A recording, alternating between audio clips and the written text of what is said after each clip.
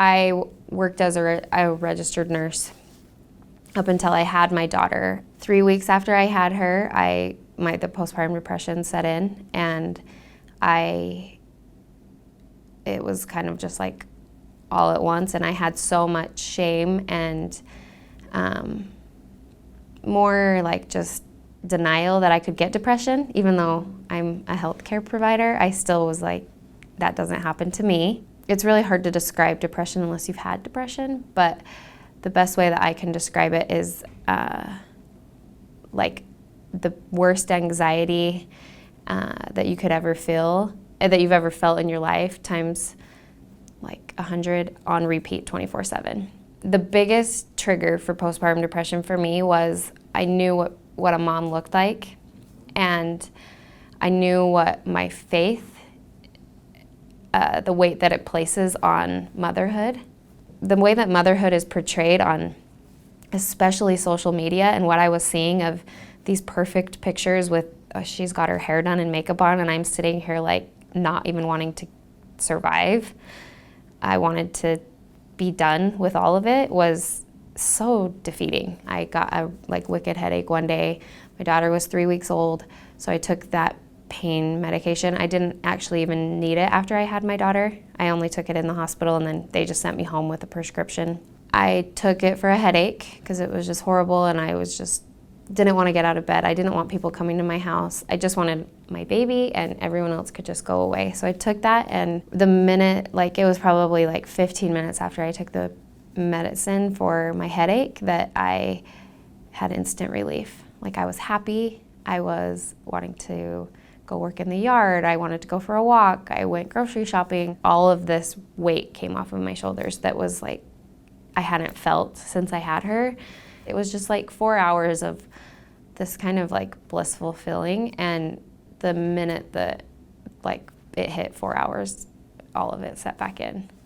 And so the next morning I woke up and kind of just knew that that was my escape, and I wasn't going to admit to anyone that I had depression. I was just going to, I had 60 of these pills that would last me for 2 months, and I'd be over it by then.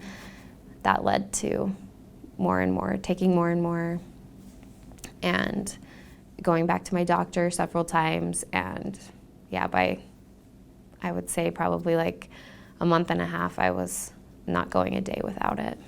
I started to lie to my husband. I started to act very different, especially as the increasing amount of what I was taking. He kind of started to know it was a problem when I had stolen some pills from a family member, and they called and asked, and I of course denied. It was probably a couple months later, I just openly admitted, I've got a problem. I can't get off of these. I started going to meetings, and I entered treatment about 2 months later. I met with the counselor, Rick, who was a lifesaver, and he point blank said to me, you've made this choice before. You can come here, you can listen and do the assignments and go to meetings and whatever, but you have to decide. He's like, go home and honestly write to yourself every back door you have open. And I remember I wrote down all these back doors that I had open. And then I started writing a suicide note.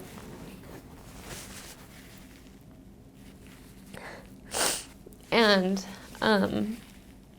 so I wrote to my husband, just started writing it to my husband, and got mad. And then I started writing to my daughter, telling her, just I'm sorry. You deserve a better mom, and I'm sorry that this is what you had to go through for the first part of life. You won't have to deal with it anymore. And then he came home, and he said he wanted me to go to my mom's house to stay. The way that worked out is definitely a higher power thing, because I knew that the next day I would just go home and finish my plan. And I got to my mom's house, and I had that letter because I just had it in my bag with all of my stuff for treatment, and I reread it, and I was just a ton of bricks. I'm these are the back doors that I can't close to be a good mom, to be a good wife. I can close these back doors and I can be the mom that I'm telling her she deserves. I know that addiction is not a choice, but the choice that you have is to close all of the options to use. Those are your choices. You don't get the choice to whether you're going to be addicted or not. You're not going to once that drug is in your system, you're always going to want it. The best people that I know in this whole world are in recovery from any addiction. And I know that because I've not only worked with them where I work, but I've sat in these meetings and I've listened to them, and they're truly living the atonement. They're living the process of repentance. They're the most Christ-like people because they now are not judgmental, and that judgmental state that I was in before was the stigma. That was the problem. Addiction recovery really is the best thing that's ever happened to my life, not just my life, but my faith too. So yes, my entire world has changed, not even just my perception of addiction. What I do now and what I should have been doing all along, and the way that my faith is to reach out to anyone and everyone. It doesn't matter if they're of my faith, if they're of my live in my neighborhood, if they live on the streets. It doesn't matter, because it's all about loving other people and humbling yourself enough to not think that you're any better than anyone. That's what this life is all about.